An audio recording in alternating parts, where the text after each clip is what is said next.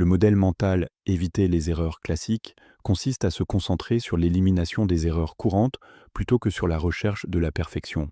Charlie Munger souligne que la plupart des échecs proviennent de fautes prévisibles et évitables, souvent liées à des biais cognitifs ou à des comportements irrationnels.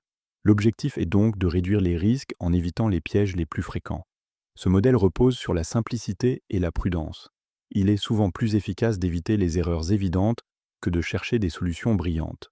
Il implique une vigilance constante face aux biais comme l'excès de confiance, la précipitation ou la négligence des faits. Il s'appuie également sur la discipline et la capacité à dire non à des décisions séduisantes mais dangereuses. Un investisseur qui refuse d'acheter une entreprise qu'il ne comprend pas applique ce principe.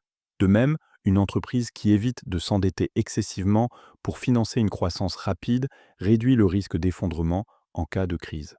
Dans la vie quotidienne, éviter de prendre des décisions importantes sous l'effet de la colère ou de la fatigue relève de la même logique.